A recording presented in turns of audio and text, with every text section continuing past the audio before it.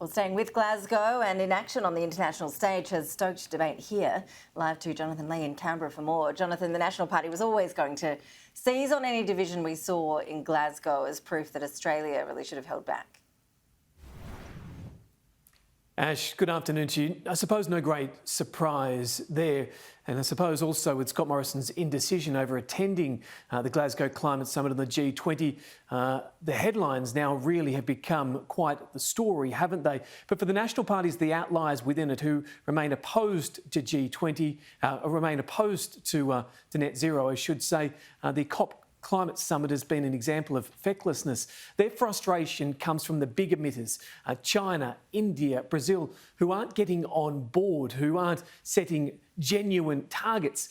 And the National Party, or the outliers within the National Party, their frustration comes at losing manufacturing jobs here because Asian countries continue to enjoy cheaper energy. They use coal, it's cheap to create, and that ends up stealing our jobs. Here's Matt Canavan, National Senator, earlier on Sky News. The reality is, yes, we have cut our carbon emissions in the past 15 years, but we've also lost millions and millions of dollars of manufacturing. So our emissions are down 20% since 2008, but our manufacturing industry is down 13% over the same time. All we have done is export those jobs to countries like China, and the Glasgow Climate Conference is just another big scam that will see manufacturing jobs, industry out of Western countries be transferred to other countries that are not taking this seriously, like China. Ash, Her Majesty has talked about legacy. Her son, Prince Charles, has talked about the world now being on a war footing and a desperate need to act. The opposition, though, has criticised Scott Morrison's policy here, effectively calling him a wolf in sheep's clothing. Australia will find itself very, very difficult to lead if we are not prepared to lead ourselves. And our efforts thus far are not showing any leadership. Scott Morrison has taken Tony Abbott's climate policies to the Glasgow conference. And Jonathan, as our viewers just saw, the opposition leader, Anthony Albanese, he also launched a pretty stinging attack on Scott Morrison's response to Emmanuel Macron. Ash, as we thoroughly understand, politics is all about capitalising on moments and creating momentum. Anthony Albanese is certainly doing that following Emmanuel Macron's comments in the past 48 hours.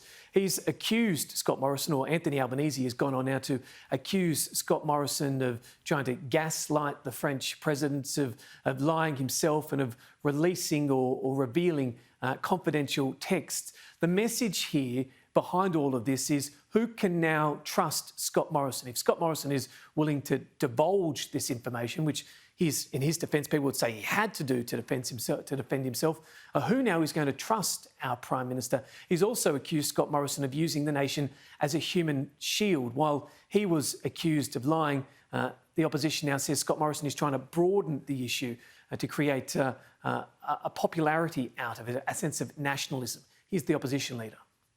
The attempted damage control by selectively leaking private text messages is quite an extraordinary step for an Australian Prime Minister to take. Leaders of countries and indeed people in their everyday life need to be able to engage in a professional way. And the leaking of this selected text message isn't the first time that we've seen that occur from this Prime Minister. Pretending also that personal criticism of him is criticism of Australia is using our nation as a human shield. Just finally, Ashley, Barnaby Joyce was once known as the best retail politician in the land. It's very clear that he's also now trying his hands at comedy, poking fun at what the French have had to say in criticising Australia. Here's the acting Prime Minister, the Deputy Prime Minister, on Sky last night. Now, I reckon that there'll be someone in there smart enough to be watching Senate estimates if they couldn't sleep that night, and they'll be watching and go, qu'est-ce que c'est? C'est très mal. Oh, formidable. What do I, vous téléphonez Australie? You know, this is, they would be just sitting there going, oh yeah, mate, she's looking a bit rough in the Senate, but things are okay. Ash, I don't know whether to laugh or cringe, but that is politics, and that is what I'll leave you with. Barnaby would probably agree that his French accent could use some work. That's also a bit rough. Jonathan Lee, thank you for that.